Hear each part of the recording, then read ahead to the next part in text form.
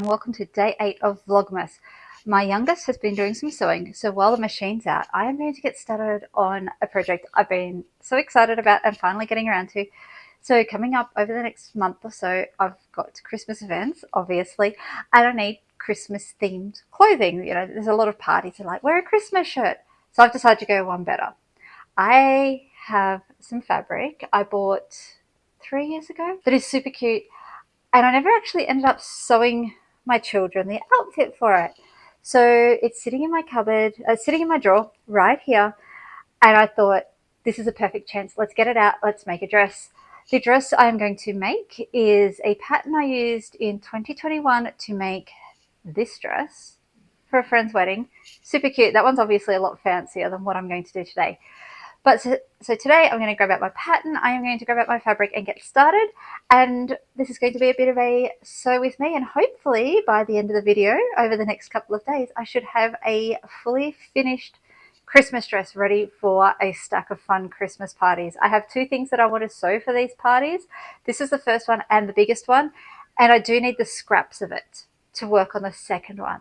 Let's do the easy bit first, which is getting the fabric. Oh, here it is. Look how cute that is. It is so, that is so cute. Let's open it up. So I got this from Fabric Pixie in 2023. I have 5 meters of this fabric. Oh my goodness. I have 4 children, so that's why I have so much. But that is going to make the cutest dress. I'm so excited now I've got it out. I also need to do a little bit of a jiggly juggly. So I'll just move my yarn basket out of the way. In the back behind my yarn basket this is a comic book box, and this is where I store all my patterns. So I've got lots of vintage patterns here, but up this end in these white envelopes is where I store the patterns that I print out. So I'll just have a quick flick through here. Let's find the right pattern. Here it is. Oh, that's cute too. So when I print out a PDF pattern, I just pop them in these C5 envelopes, which fit A4. And I'm pretty sure this is the right one. Just double check. I think that's, oh yes, pleated skirt. Yep, that's my pattern. So pop this away back. Lots of dust. You can see it's been a little while since I've worked with this stuff. Oh, this has also fallen down. Work on that.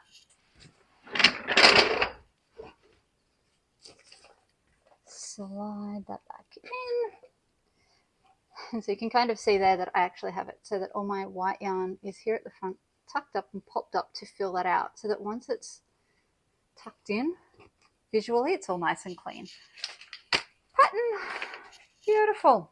Obviously, here in my craft room, I don't have a lot of space, and you can see I've got projects in progress everywhere. So I don't have the space, obviously, to spread out 5 meters of fabric and this pattern. So we're going to move this show out onto my dining table, and let's start cutting. So, large mat. This is one of the times I miss my large 12-seater table. We very deliberately downsized when we designed this house to what we actually needed, and honestly, the 12-seater was more often than not a clutter magnet rather than functionally used for seating 12 people. But for projects like this, it was so helpful. But anyway, I did contemplate using the schoolroom, but it's also got the downside in that it's behind that wall there. So out of sight, out of mind, and it would be very easy for me to walk away from my mess rather than actually making progress. So if I'm on the dining table in the middle of my lounge room, I'm going to be forced to keep making progress. This is a lot of fabric. Oh my gosh. That's 5 meters of this Christmas fabric, which is way more than I need. But that's all good. Rather to have too much. I am going to get stuck in and get this cut. Okay, pattern. So I use just the standard old foot cutter. I think this one was actually my nan's when she downsized. It became my spare one. And then for pattern weights, I just use 1.5 inch-ish. I don't even know what they are. Yeah, 1.5 inch washers just from Bunnings, because I'm fancy like that.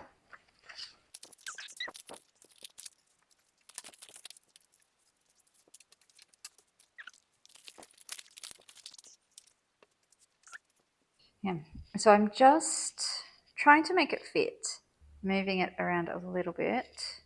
So just trying to double check the direction of the fabric because it is patterned and I want it to make sense. So I was going to turn my back piece upside down to try and be a little bit more efficient in my cutting. And it's not super directional, but I do think, yeah, so there's different words, but they're in different colors. So I think to keep it, yeah, all the beanie, oh no, the beanies are moving around. Some of them are changing direction, but there is, I can see one word that just is always up the same way. So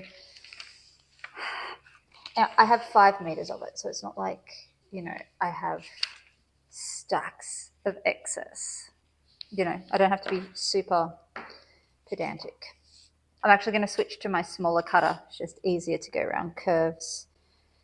And by the feel of it, it's got a newer blade as well.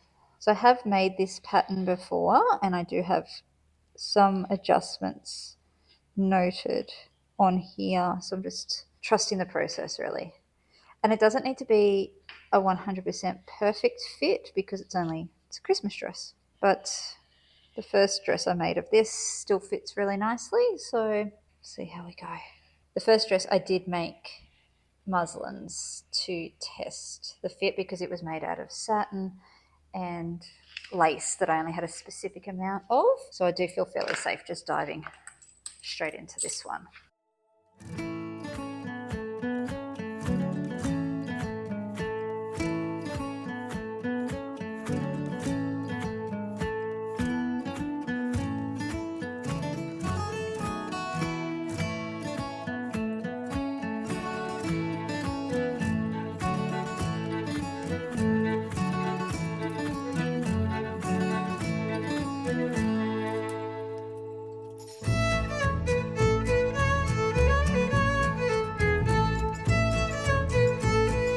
Oh, okay, great. What are we going to do there? The back worked. I'm going to have to go the other way. It's a Christmas dress. I'm trying not to stress too much. Oh, it's a bit frustrating. If I'd have known, I could have turned. See? Check all your pattern pieces first, people. Salvage to salvage.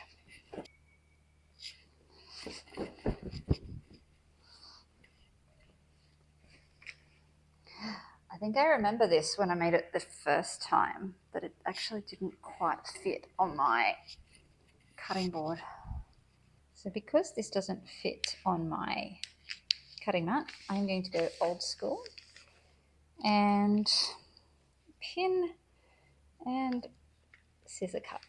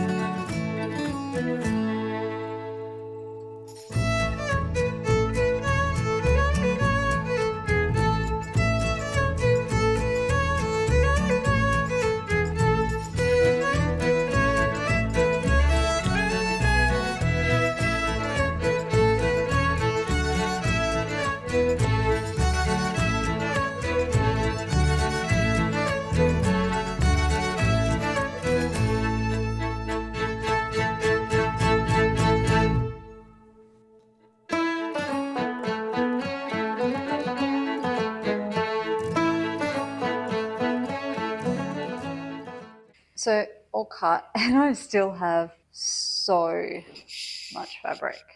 A pair of home shorts could be cute out of that. I don't even know. That is so much fabric. I could probably even use it as a tablecloth for Christmas. Oh, it's just not quite wide enough. I'll have to come up with plan B. But for now, that is all cut. Time for a coffee break, and then I can pull out the sewing machine and make some progress.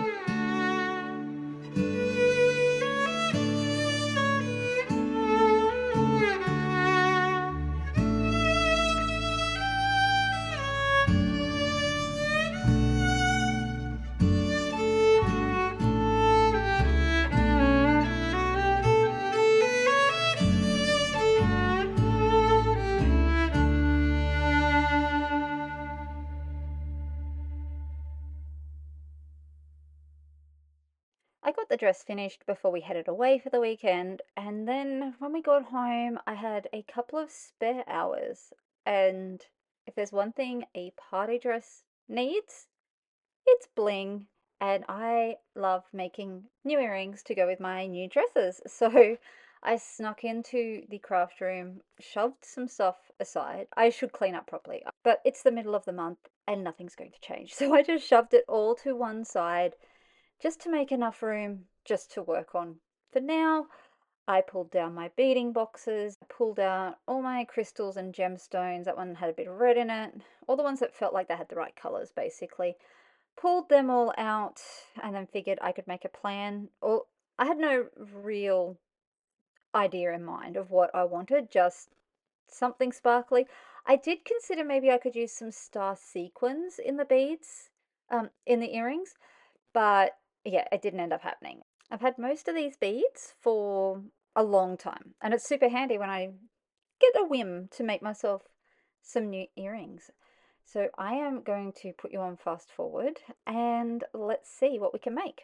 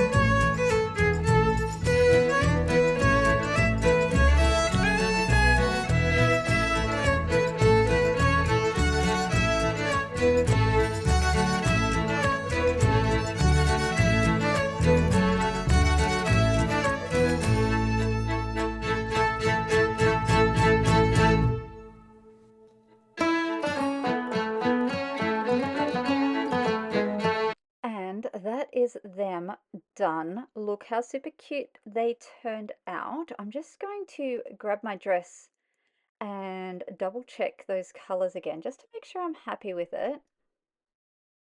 Those colors are almost perfect. I love that. That is so cute. Super simple. That's taken me all of 10 minutes to make. And it totally makes the outfit. And I'm done. It is so cute. And look, it even twirls. Thank you for joining me as I sewed my dress. And I'll be back tomorrow with another video.